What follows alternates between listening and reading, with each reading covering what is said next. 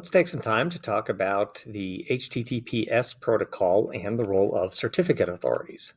So, start out with the basic problem of communicating in secret is that, in general, if there's going to be some form of encryption used, both parties need to physically meet in order to exchange the key. And on the internet, we can't do this. Like I've never actually been to my bank and gotten any information from them about encryption. I just get on the website and somehow it works.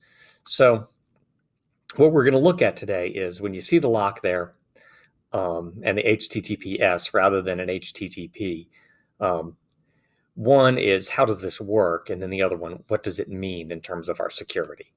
So something we obviously can't do if we're communicating with a web server, maybe this is my bank, we can't send sensitive information just across a wire in plain text. If that were the case, any hacker can just read the bits and turn it back into characters, and it can learn my password, and it can learn my account balance and my credit card numbers and any other sensitive data that we might exchange. So communicating in plain text is no good. So what we're going to do is start the protocol by relying on asymmetric key encryption. And how this is going to work is the web server is going to know of two big numbers that have a certain relationship. And the relationship is any message encrypted with one number can only be decrypted if you know the other number. And what we're going to do is we're going to make one of them public, let the whole world know about it, and the other one is going to stay private, and it's only going to be stored on the server. So any message encrypted with the public key, even if someone else knew the key used to encrypt, that's not enough to actually reverse the process. All right, so we're going to use a process that takes advantage of some one-way functions, and so you'll need the private key to decrypt.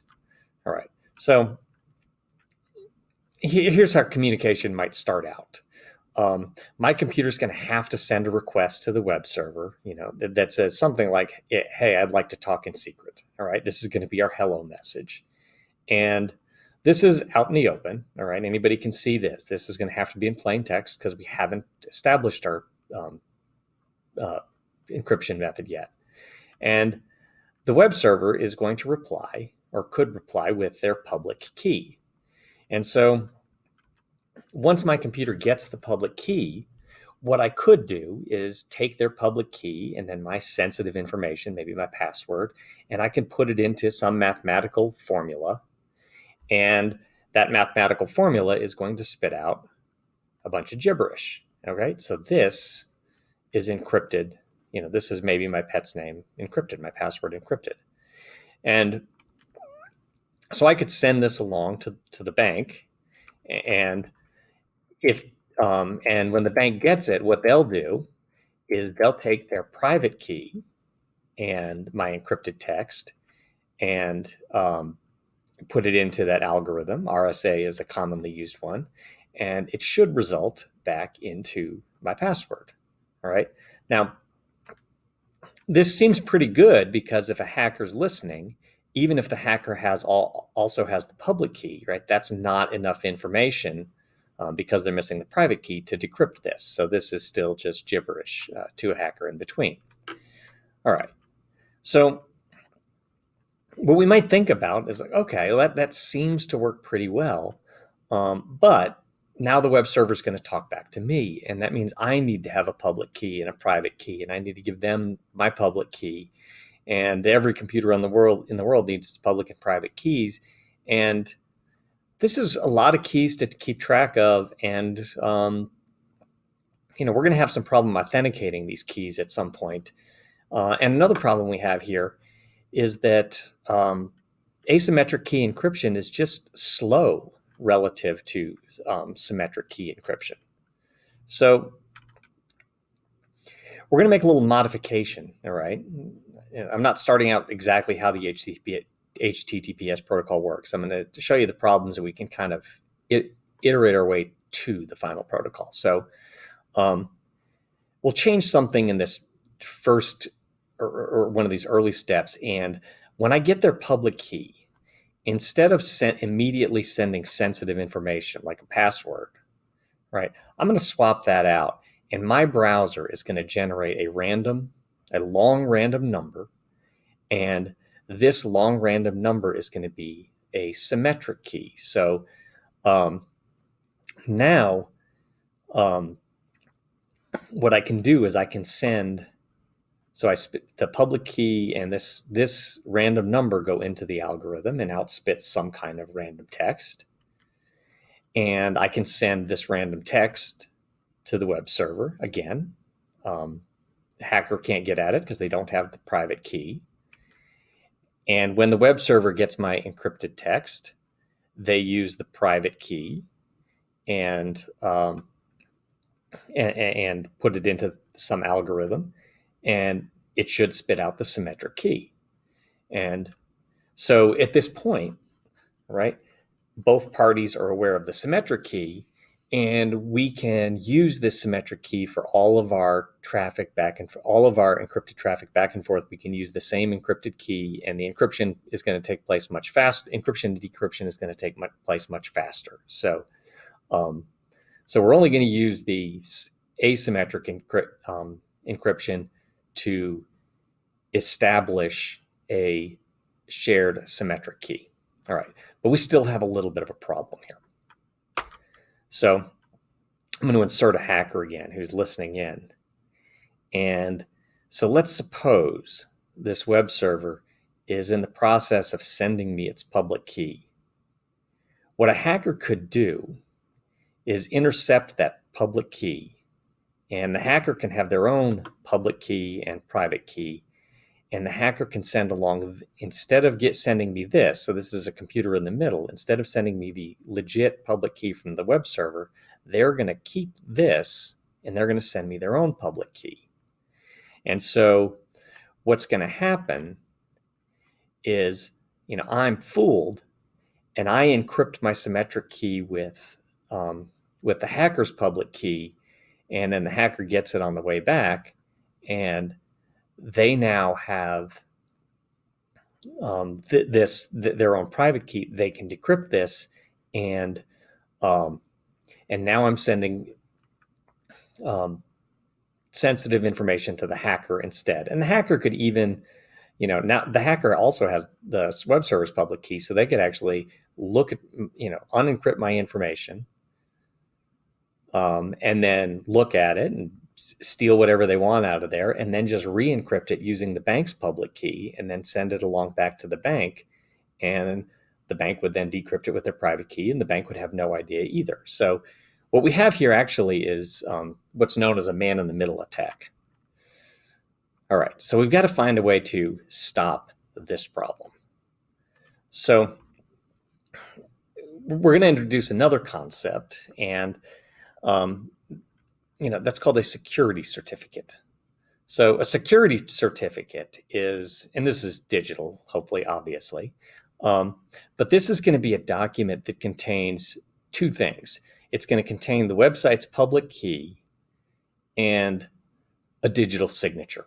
And this digital signature is going to verify that this public key, yes, it does belong to, mybank.com or whoever issued it. So this signature is going to be a way to verify that this public key, once I get that public key, then I'm actually using the one that came from the website and not some hacker in between.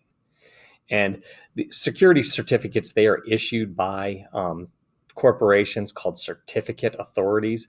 So these are big companies that are trusted on the internet to sign off on public keys. All right. And I'm going to save how digital signatures work for another lesson.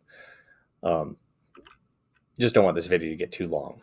So what's going to happen now is, right, so I have gone to the web server. I said, hey, I want to establish a secure connection. And they say, okay, and they send along their security certificate to me. And once I get their security certificate, right, I check with a certificate authority. I check with one of those companies, and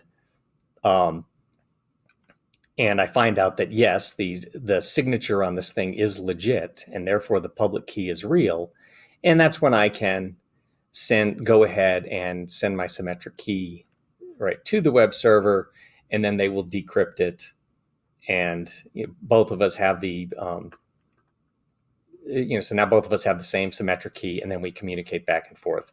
And by the way, that symmetric key is used just for one session of communication. So if I close out my browser tab and I go to the bank website later, this whole process starts over again, and we'll never use the same symmetric key twice. All right. So what do you know when you're browsing an HTTPS site? So we're looking at the URL here. Really, it tells us two things.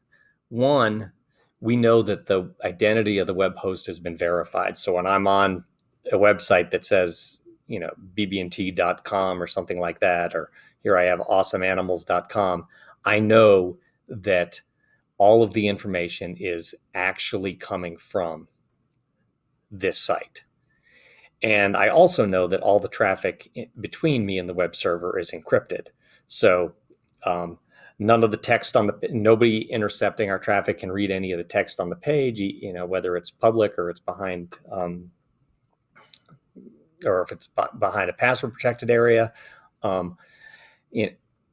Nobody can tell that I'm into adorable videos because they can't see what web pages specifically I'm viewing. And then what's not secret? Well, a little bit has to be public. So like my IP address and the IP address of the server, that's still public. Anybody listening to network traffic can figure that out. And that's just necessary to be public because that's, if the IP addresses weren't public, we wouldn't be able to route the traffic. And then the domain name. So let's go from www.awesomeanimals.com. This part right here, that is going to be known. All right. So, a hacker could figure out what website I'm on, but they have no way of finding out what pages on the website I'm actually viewing. So they can't see any of this right here. And they can't see credit card numbers and passwords and things like that going back and forth.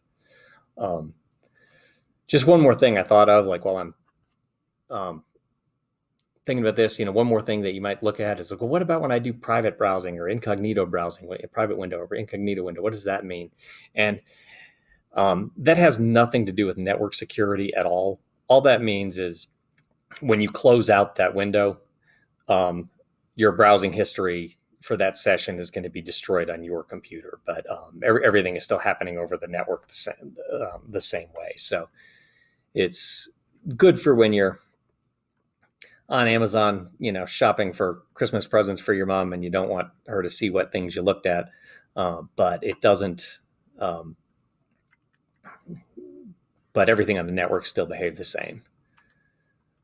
All right. So I hope that makes sense. And I'll do a couple other videos dealing with this aspect. How do we know that a certificate is legitimate?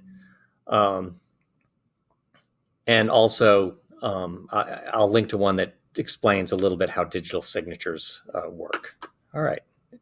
That's it. If you have any questions, let me know.